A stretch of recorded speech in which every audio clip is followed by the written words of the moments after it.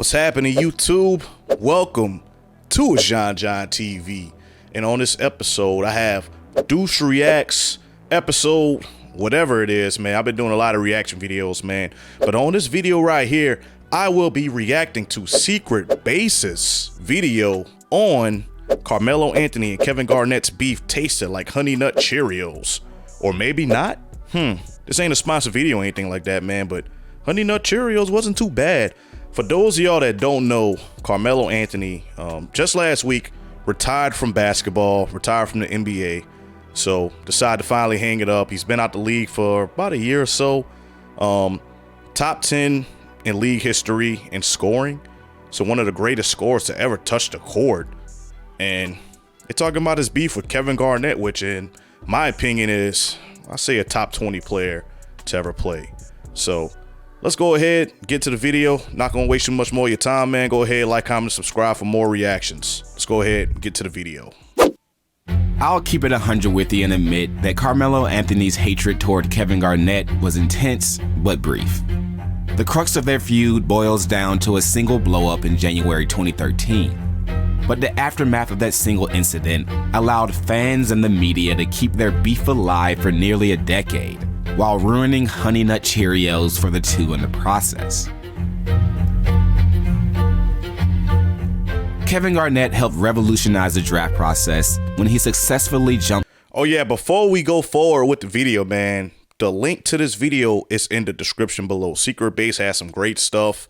They talk about a lot of different, beefs that happen between athletes, coaches, whatever, etc., man. So check their channel out, man, in the description below.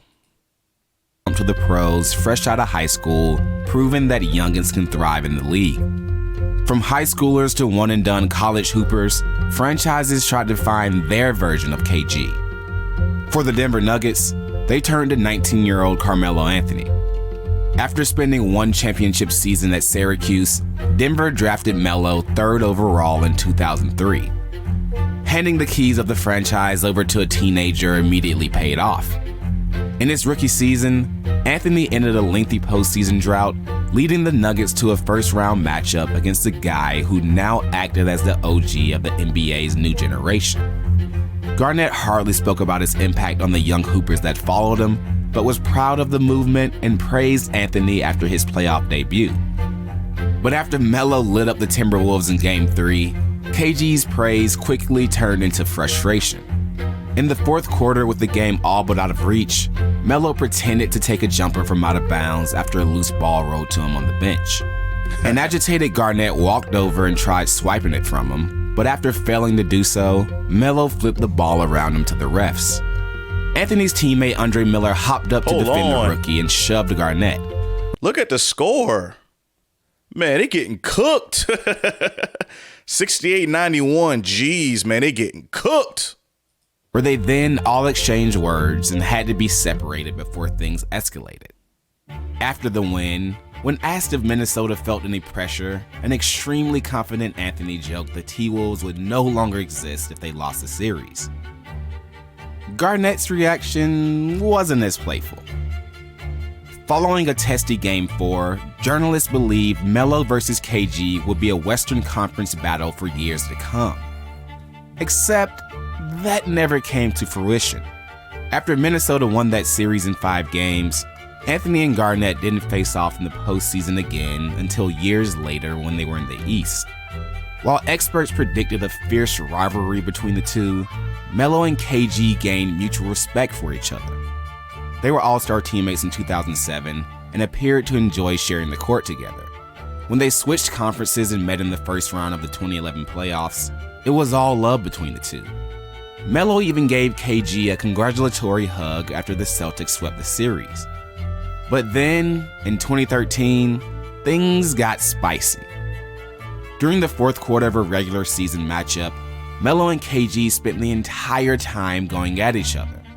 Things popped off with the two fighting for positioning on a rebound, where you can clearly hear Melo voice his annoyance with KG. Which, I don't know how to read lips, but seemed to really fire up Garnett. On the ensuing possession, Melo channeled his inner running back and tried driving straight through KG's chest when he set a pick. Then on the opposite end of the floor, after draining a three, Anthony made it his mission to seek out Garnett. Again, I'm not a lip reader, but I highly doubt Melo was offering KG dinner recommendations right here. Whenever these two shared the floor, they wasted zero time getting after it. Later in the fourth, Garnett tried posting up Anthony, and it turned into an obvious shoving match that the referees let play out. When the possession ended, the two kept jawing at each other, and the refs hit them both with technicals before they had to be separated at half court. Just look at how livid Anthony is, continuing to go at Garnett later in the game. It didn't appear to be normal banter, and Melo reportedly told KG he'd see him after the game, which is exactly what he did. When the final buzzer sounded, Anthony made two separate attempts to hunt down Garnett. He walked off the floor through the visiting tunnel, breaking through teammates as he made his way to the Celtics locker room, screaming for KG to come out. That didn't happen, so Melo posted up by Boston's team bus and waited for Garnett. Golly. The man was rocking a scarf and still wanted to scrap. Surrounded by a number of security guards, the two didn't throw hands, but one witness said the incident felt like being back in the schoolyard. KG downplayed the severity of the situation, saying the two just got caught in the heat of the battle. Attempting to add insight on what could have made Melo so angry, teammate Amari Stoudemire said Garnett's trash talk on the floor seemed to cut deep. It just wasn't typical behavior for Melo, who didn't speak to reporters after the game. He was usually mild-mannered on the court, and had come— Say, man, I ain't gonna lie, bro. People forget, they often forget that Carmelo Anthony is from Baltimore, man. He's really about that life. And Melo is probably one of the most passionate players to ever play. Of course, matched with Kevin Garnett. I mean, those two were just, I mean, you knew something was about to go down with those two being passionate. Both kind of like alphas, man. They like, no, I'm the man, you know? So, but KG looked like he kind of backed off a little bit, man. But Melo, man, he's about that life. You know, from Baltimore, you know, rep New York, love New York. So, people often forget that. Come a long way since the questionable decisions he made as a youngin' in the league. Other than arguing about foul calls with refs, Melo wasn't the type of dude to lose his cool often. A day after the blow-up with Garnett, Anthony confirmed Stoudemire's belief that the whole ordeal revolved around trash talk gone too far. Melo wouldn't reveal what KG said to him, leaving it at it's just certain things men shouldn't say to another man. He thought KG crossed the line, but said the two talked it out and squashed any remaining beef. The league suspended Melo for his actions, and while he admitted his emotions got the best of him, he didn't think the suspension was justified. He viewed yelling for KG outside the locker room and posting up by the Celtics team bus as an opportunity for the two to chop it up. More than anything, Melo just wanted to keep it pushing. While journalists poked for answers on what KG said, Melo didn't owe that info to anyone, as it could have potentially drawn out a situation that he felt the two had already handled. Except, unfortunately for Melo, that wasn't exactly his call. A day after the incident, a report came out citing sources that alleged Garnett told Anthony that his wife, TV personality and actress Lala Anthony, tastes like Honey Nut Cheerios. Yeah. I could see that though, man. Shout out to Lala. One of the coldest in the game. But I like Honey Nut Cheerios, man. I mean, I can see how that analogy is being made, so. So that whole goal of wanting to put the issue behind him quickly became impossible as the internet exploded and several media outlets. It was crazy, man. This is what's crazy. Like now that they're talking about it, I remember hearing about this, like very like vaguely, but like I remember hearing about this, man. So it's good to finally watch a video where they kind of highlight what went on with that, because I didn't really look too much into it, but I do remember this. Using an actual Cheerio as an O for that headline is a nice touch. That's tough. Yeah, Lala chimed in with a playful tweet urging people not to believe everything they hear, but her even acknowledging the situation added more fuel to an internet fire that was already out of control. As absurd as it sounds to tell someone that their wife tastes like a bowl of cereal, it's not that far-fetched coming from KG. The dude was a prolific instigator who verbally abused his opponents to the point of tears. When it came time to talk shit, nothing seemed to be off limits for KG. Like the time he referred to Charlie Villanueva, who has alopecia, as a cancer patient. Or wishing Tim Duncan a happy Mother's Day, knowing his mom had passed away years earlier. So yeah, the alleged Honey Nut Cheerio incident was more so on the tame side for Garnett. Ooh. It didn't help that both Melo and KG seemed completely fine not refuting the claim.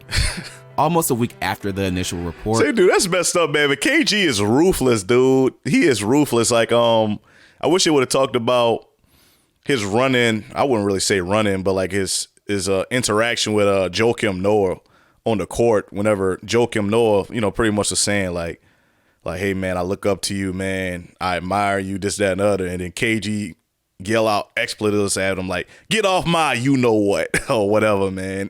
KG is a menace, dog. He is a menace, dog. I wish they would have covered more. We need to watch a video with just like his most, savage moments. That's going to be a good video to react to, man. But let's get back into it. Anthony finally addressed the public at an event for the launch of his signature shoe. Melo had been in the process of going through a 15-day fast and jokingly said he was ready for a bowl of Cheerios. He still refused to spill the beans on what KG said, but again attempted to make it clear the two had settled their differences. When the two faced off in a rematch 2 weeks later, it appeared the two truly put their beef to rest. Post-game, Melo's mindset remained the same, reinforcing he had no smoke with KG and simply just wanted to move on. Garnett agreed. At every turn, Melo tried shifting the focus back to basketball, but media members wouldn't let the feud die. When Garnett got traded to the Brooklyn Nets the following season, journalists pounced on the opportunity to spin it as a new inner-city rivalry. KG's physical play impacted Melo during the playoffs the previous year, but despite the injury, Anthony reportedly told close friends he didn't have any issue with Garnett. No matter how many times the two said they were cool, people couldn't get past finding out the truth behind the Cheerios line. In 2014, Lala provided some clarity. In her book titled The Love Playbook, Lala wrote that Garnett never said such a thing. She was confused as to how such a ridiculous lie turned into what seemed like a never-ending saga. Even speaking to his wife, Melo refrained from telling Lala exactly what was said that night, but explained that KG treated him like a rookie. Up till that point, Melo believed the two had built a friendship, or at least a relationship based on respect, and KG overstepped the boundaries. It wasn't until 2020, 7 years removed from the incident, that Melo finally seemed ready to address it head on. When discussing a range of topics with rapper Ludacris, Melo admitted that Garnett was the best trash talker he'd ever encountered. I ain't gonna lie, man. Hey, first of all, shout out to the pandemic, dog. Because the pandemic, I ain't gonna lie, man, it got a lot of people jump started with, their creativity, man. You've seen a whole bunch of podcasts, like online streaming type podcasts and all that stuff, man. And people been sticking with it, man, since the pandemic, man. So, hey, blessing in disguise. I know a lot of people may consider 2020 a bad year, a bad time, but, sometimes there's blessings inside of difficult times. So, but this is going back to 2020, and he was talking about this, so let's go ahead and see what they're talking about on the podcast. And was someone who made you question some of the things he said on the court. I regard that was one of the, he is the biggest shit talker that he never got on my head and messed my game up, but he made me think sometimes, like, yo, who the fuck is he talking to? Like, this, of course, led Ludacris to ask him about the Honey Nut Cheerios fiasco, where Melo denied it ever happened and blamed Boston fans for starting it. As we talking about, I don't know if you ever addressed it, but I'm like, would you tell everybody that he never said nothing about no damn Honey Nut Cheerios to the wife, bro? He never. Where did that come from? Who the hell even said anything about Honey Nut Cheerios? That somebody just made that up? Yeah, Boston fans. With Anthony publicly on board calling bullshit, Garnett joined in the following year, killing any notion that he'd ever said anything to Melo about Lala or Cheerios.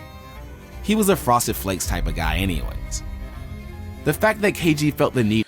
Well, I just lost the light right here, a little hair light that I had, so I don't know. Still look all right, just got a little shadow behind me, is what it is. Get back to mention his cereal preference spoke to the foolishness of this beef and how it lingered on for so long. While Melo thought the rumor originated from Boston fans, and KG had no clue of how it began, it all stemmed from a blog post. In the initial report, the article simply said they confirmed the jab with several sources who were in attendance. No direct quotes, no named sources, and no original reporting. Although, none of that mattered because the rumor achieved exactly what it set out to do. Melo's feisty reaction at the moment and KG's harsh history of trash talk set the perfect stage for the rumor to explode. It left journalists and the internet ample opportunity to obsess over the absurdity of the story, no matter how many times the two said it was over. Cause in reality, their beef lasted for maybe 24 hours. While their feud was short, this beef will be alive as long as the internet survives, and the only clear winner here is that damn Bumblebee and Honey Nut Cheerios. That's a fact. Man, great video, man. I don't know. I don't really see too much, I guess, beef here, man. I just see two people being competitive. So, not really as, I guess, juicy as the other videos. I don't use the word juicy, but, you know, like, not as intense. And I think both these players definitely have, you know, some mutual respect for each other.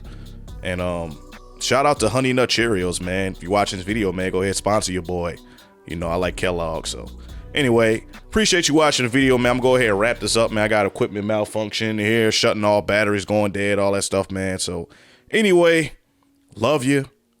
Peace.